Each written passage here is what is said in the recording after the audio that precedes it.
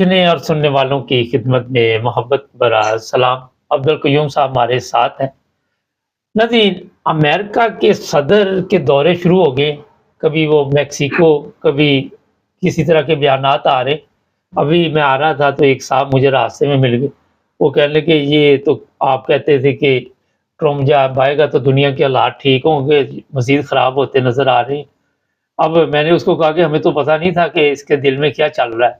क्यों सर, एकदम ये आपने देखा कि हर चीज़ तब्दीली की तरफ बयानात आ रहे हैं। गज़ा के ऊपर भी, इस पर भी हमने बात की। अब यूरोपियन ममालिक भी इसके खिलाफ हो गए। क्या देख रहे हैं आप? ये देखें मुबारक साहब, ये एक्चुअली ये जैसे हमने बात की कि ये आम आम प्रेसिडेंट्स की तरह ये प्रेसिडेंट नहीं है। ये बिल्कुल एक डिफरेंट माहौल का एक शख्स है। इसका ये बिजनेसमैन था, ये और इसके चीजें बेशुमार जो बाकी प्रेसिडेंट्स में नहीं थी। ना ये सियासतदान था, ना ये किसी इसका कोई मिलिट्री के साथ ताल्लुक था, और ये बिल्कुल इंडिपेंडेंट आदमी है और दलेर भी है। इसके दिमाग में क्या क्या चीजें दुनिया में हुई हैं और अमेरिका को किस तरह मिस यूज किया गया है, अब्यूज किया गया है। जैसे ये ट्रम्प कहता है दुनिया ने अब्यूज किया, उसके पैसे खाएं, और ये सारी चीजें इसके अंदर हैं। और ये हर चीज को एक कंट्रैक्ट में लाना चाहता है। हर चीज का, जैसे वो कहता है कि बिजनेस करना है तो बैठ के मेरे से कंट्रैक्ट करो। ये अभी दुनिया में जो भी इसने किया है, ये हकीकत में अगर देखा जाए तो किसी लिहाज से ये बहुत सही जा रहा है। क्योंकि आप देख लें कि स्वयं ये गजा के ऊपर इसने जो बयान दिया है, ये बड़ा मुतजाद बयान है। और इसमें अरबी तो पहले जब मर रहे थे वहां पे लोग, मुबारक साहब, जब लोग मर रहे थे, खप रहे थे, खून बह रहा था, तो कोई बोला नहीं है। ना अरब बोले, ना आपके बाकी के मुसलमान। उनके चैनल्स के ऊपर ऐसे ऐसे प्रोग्राम थे कि शर्मनाक बयान थे, यानी शर्म आ रहा था हमें। दूसरी दुनिया बोल रही थी लेकिन मुसलमान नहीं बोल रहे थे। ये मेरे ख्याल में किसी लिहाज से ये दुनिया को डराने के लिए और धमकाने के लिए इसने जो एक रवैया इख्तियार किया है, वो काफी सारी चेंजेस आएंगी दुनिया में। ये आप देखेंगे कि बहुत से चेंजेस आएंगी। बहुत दुनिया में लोग गुंडे बने हुए थे, बदमाश बने हुए थे, और हमारे मुल्क में तो बदमाशों के बाप बने हुए थे, क्योंकि ये हराम खा रहे थे अमेरिका से पैसा झूठ बोल के, मुख्तलिफ प्रोग्रामों में झूठ बोल के पैसा खाते रहे। हमने एक दफा बात की थी कि अमेरिका ने सबसे ज्यादा जो मदद दी है दुनिया में, वो पाकिस्तान को दी है। और जब से पाकिस्तान बना है, ये लियाकत अली खान से शुरू होकर आज तक अमेरिका पैसा दे रहा है, लेकिन अमेरिका ने बोला हमारे साथ पाकिस्तान ने धोखा किया है। ये ऊपर से हो रहे, अंदर से हो रहे। ये बुश के अल्फाज थे, ये बाइडन के भी अल्फाज थे, और इसको भी पता है अंदर से, और इसीलिए इन्होंने सारी दुनिया की मदद बंद की है। तो ये इतना खतरनाक आदमी नहीं है, बल्कि ये शायद इसके दिमाग में है कि मैं बहुत सारी बीमारियां जो फैली हुई हैं दुनिया में, उनको क्या मैं खत्म कर सकता हूँ as a president of America. अभी दुनिया, आपको पता है मुबारक साहब, चाइनीज और रशियंस और इस तरह के ममालिक बहुत तरक्की कर गए हैं और इसको टफ टाइम दे सकते हैं। लेकिन ये बहुत होशियार आदमी है। इसने बोला कि प्यूटन से मेरे बहुत अच्छे रिलेशन हैं शुरू से लेके आज तक। एक पॉइंट में अभी ऐड करने वालों हूँ, देखे मुबारक साहब कल एक इंटरव्यू दिया है इसने, ये जो यूक्रेन का सदर है, तकरीबन जैसे आदमी रो रहा होता है, जैसे रोता है, तो उसमें एक बहुत बड़े राइटर ने, यूरोप के राइटर ने लिखा एक अखबार में कि ये बंदा दुनिया में बेवकूफ तरीन आदमी था। जैसे हमने बहुत दफा कहा है अपने प्रोग्रामों में, इसके जनरल इससे भी ज्यादा बेवकूफ थे, जिन्होंने इसको मशवरा नहीं दिया कि तुम इतनी बड़ी सुपर ताकत के साथ क्या तू जंग जीत सकता है, क्या तू लड़ सकता है। तो ये अभी जो मिन्नतें कर रहे हैं लोगों की कि बचाओ बचाओ बचाओ बचाओ, उसने लिखा कि इसने लाखों फौजी मरवा दिए, लाखों अवाम मरवा दी है, खरबों डॉलर की प्रॉपर्टी इसकी तबाह हो गई है, इसके बाद कुछ नहीं बचा, और अभी कहता है बचाओ। तो अभी बचाने का उसने बोला ये बेवकूफ तरीन इंसान है। मैंने आपको प्रोग्राम में बोला था ये सद्दाम दुनिया का बेवकूफ तरीन इंसान था। ये तालिबान बेवकूफ तरीन लोग थे जिन्होंने दुनिया को, इसी तरह और पास सारे लोग, लीबिया का ये वो, अभी रो रहे हैं, हर किसी से रो रहे हैं बचाओ।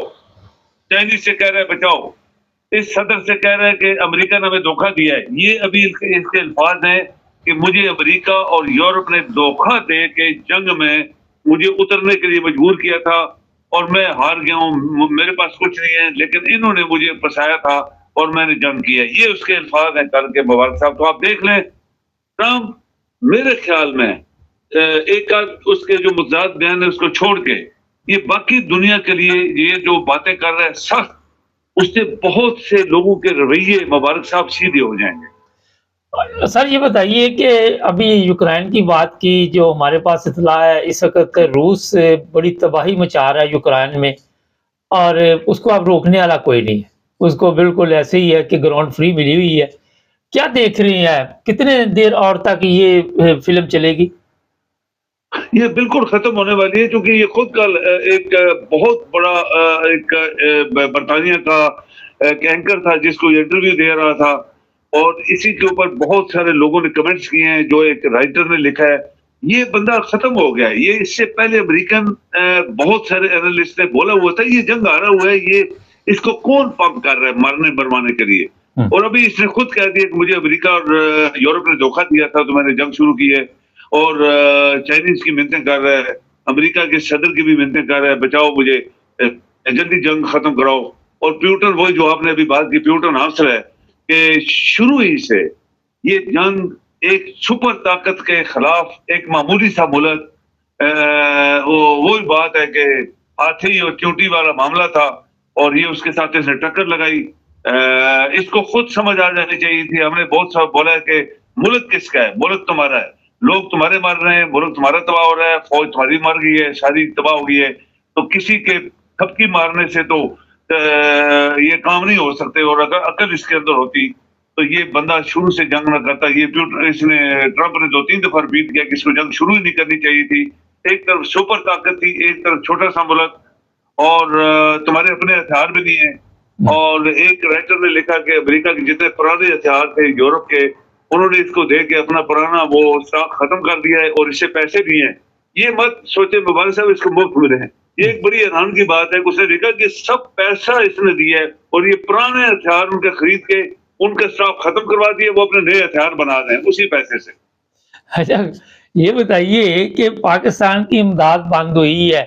पहले तो इतना पाकिस्तान में महसूस नहीं हुआ, अब वहाँ पे खलबली मची हुई है कि ये जो डॉलर आ रहे थे, एजेंसियाँ चल रही थी, तो अब कहाँ से वो पैसा आएगा जी? आप देखें कि हरामखोर जो लोग होते हैं, मुबारक साहब, लानती, हरामखोर, बददियानत, अल्लाह की लानत, अमेरिका ने बंद किया ना, ये तो पूरी दुनिया के पांव चाट रहे हैं।